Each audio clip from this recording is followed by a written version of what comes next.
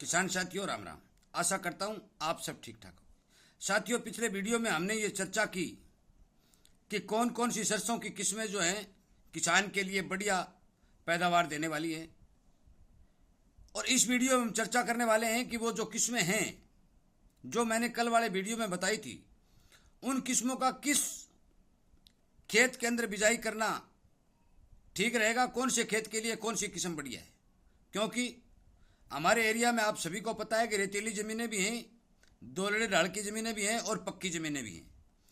तो ज़मीन के हिसाब से यदि किसान वैरायटी की बिजाई करता है तो उसे अच्छा मुनाफा मिलता है, पैदावार भी ठीक होती है। साथियों, मैं सदा की तरह वही बात कहना चाहता हूँ कि मैं किसी भी कंपनी के बीज की सिफारिश नहीं करता। और क्यों नहीं करता? क्योंकि यदि 100-125 रुपये का बीज आज हमें बाजार में 1000 और 1100 रुपये में मिल रहा है, और वो यदि 4 गुना पैदावार यूनिवर्सिटी के बीज से ज़्यादा देता है तो हम बीज के पैसे लगाने के लिए तैयार हैं। परंतु पैदावार देते समय जब जो किस्में यूनिवर्सिटियों द्वारा तैयार की जाती हैं उन किस्मों से पिट जाता है और उनसे भी पैदावार कम होती है, तो फिर इतने पैसे किस लिए? इसलिए मैं हर किसान से भी निवेदन करता हूँ कि आप चमकीली थैलियों से बचें। अच्छी वैरायटी, यदि आपको ये प्राइवेट वाली वैरायटी बीजनी तो आप किसी किसान के घर से जो पिछले साल पैदा हुई है वो बीज लें, और उसे मैं बीज उपचार करने का तरीका एक वीडियो में बताऊंगा, उसे बीज उपचार करें और अपने खेत में बिजाई कर दें। साथियों, मैं आपको बता देना चाहता हूं, पहले कल वाले वीडियो में बताया था कि सरसों का बीज हाइब्रिड नहीं होता, इसलिए आप इस बात की गांठ बांध लें। यदि आप किसान के घर से भी यदि बीज लेकर बोएंगे या पिछले साल आपने बोई है वो भी बोएंगे तो भी सेम वही बात बनेगी, वही पैदावार होगी।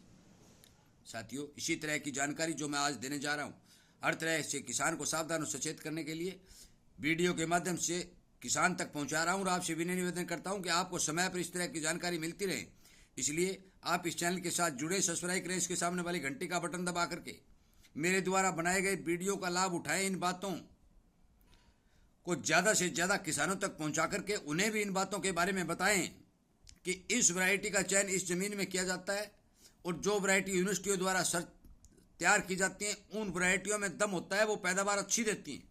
इसलिए ज़्यादा से ज़्यादा सरकारी वैरायटियों का चयन करके या किसी किसान के घर से बीज को लेकर के उस बीज की बिजाई करें, ताकि आपके खेत को आपको हर तरह का फायदा हो। क्योंकि 1500 रुपये, 1000 रुपये यदि बीज के देते हैं तो वो कोई सही बात नहीं है। परंतु चलो, जो भी किसान की मर्जी होती है वो अपने आप जिस किस्म को बोना चाहता है उसी को बोएगा, परंतु मैं सावधान और सचेत करने के लिए आपको बता रहा हूँ। अब बात करते हैं कि कौन सी किस्म की किस जमीन के अंदर यदि बिजाई करेंगे तो ठीक रहेगा। साथियों, हिसार यूनिवर्सिटी की जो वैरायटी है, कल मैंने थोड़ा गलती से जो 1975 थी उसको 1947 बोल दिया था। जो नई वैरायटी अब की बार निकलने जा रही है जिसका बीज किसानों को मिल रहा है। साथियों, RS-30 एक ऐसी किस्म है जो मैंने कल बताया था।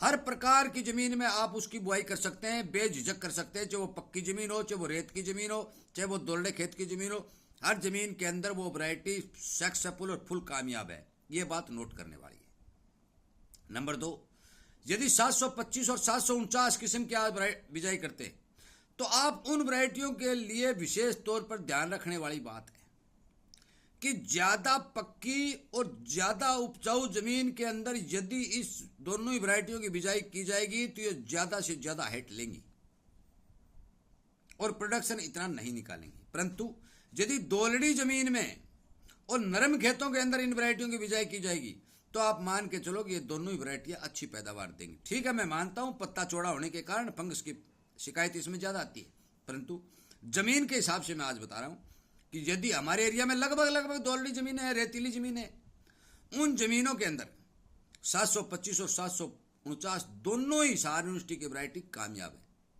परंतु ज़्यादा उपजाऊ और ज़्यादा सख्त ज़मीन में ये कामयाब नहीं है, क्योंकि हाइट बहुत ज़्यादा ली जाती है और ज़्यादा हाइट के कारण इनके अंदर फंगस की मात्रा बहुत ज़्यादा बढ़ जाती है, जिससे पैदावार घटाती है।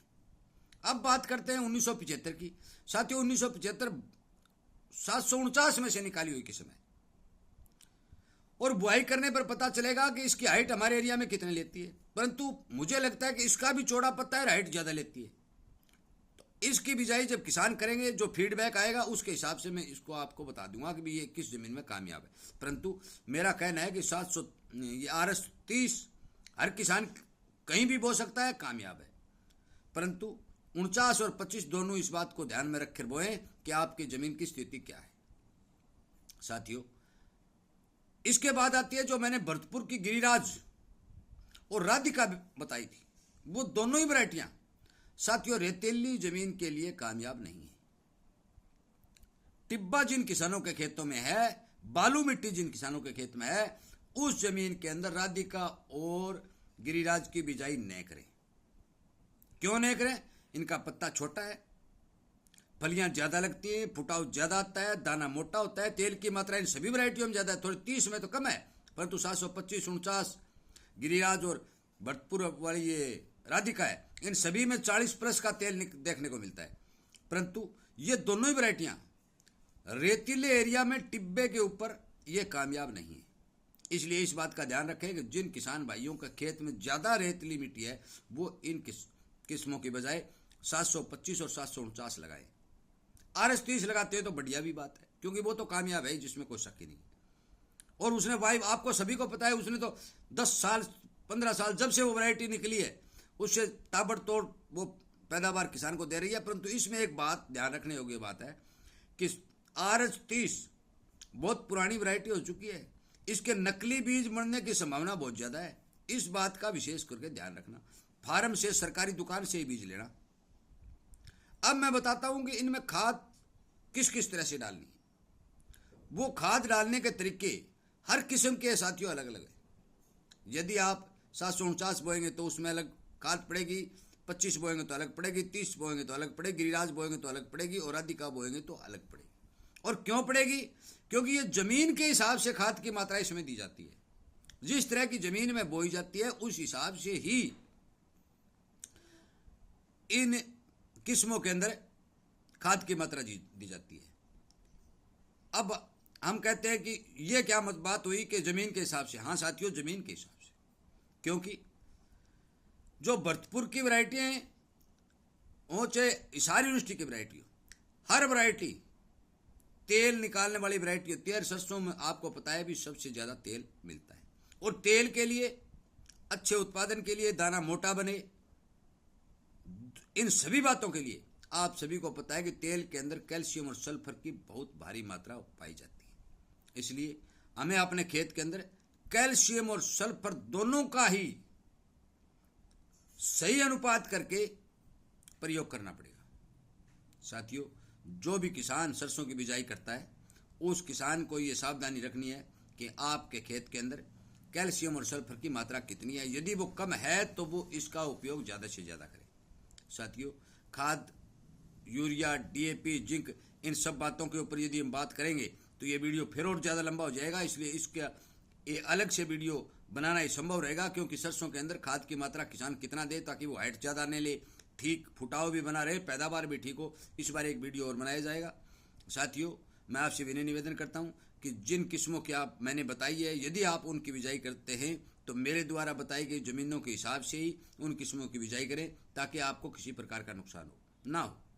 साथियों, इस वीडियो को ज़्यादा से ज़्यादा शेयर करें, क्योंकि कई बार किसान बीज का प्रचार सुन करके अपने खेत में वही बीज देता है जो अच्छी ज़मीन के लिए होता है। अच्छी ज़मीन के लिए जो हल्की ज़मीन के लिए होता है वो अच्छी ज़मीन में भी बिजाई कर देता है। इसलिए किसान को इस बारे नुकसान होता है। साथियों, आप सभी से मेरा विनय निवेदन प्रार्थना है कि आप ज़्यादा से ज़्यादा इस चैनल के साथ जुड़ करके इस तरह की जानकारियों का फ़ायदा उठाएं, क्योंकि मेरे इस चैनल के ऊपर कोई फ्रॉड वीडियो नहीं है। एक एक वीडियो से आपको सीखने को मिलेगा, आपको वो जानकारी मिलेगी जो आपको कभी कोई डॉक्टर नहीं देता। आप पूछ लेना, कभी कोई नहीं देता। वीडियो के माध्यम से तो दूर, आपको जाकर पूछेंगे तो भी नहीं बताएगा। इसलिए कृपया करके हर किसान तक इस बात को पहुंचाएं, खुद भी इन बातों के ऊपर अमल करें, इग्नोर न करें। साथियों, मेरा वीडियो सुनने के लिए, चैनल के साथ जुड़ने, सब्सक्राइब करने के लिए, किसान हित में काम करने के लिए और लाइक करने के लिए, यदि आपका कोई कमेंट में पसंद आता है तो उस कमेंट में पसंद करने के लिए आपका बहुत बहुत धन्यवाद।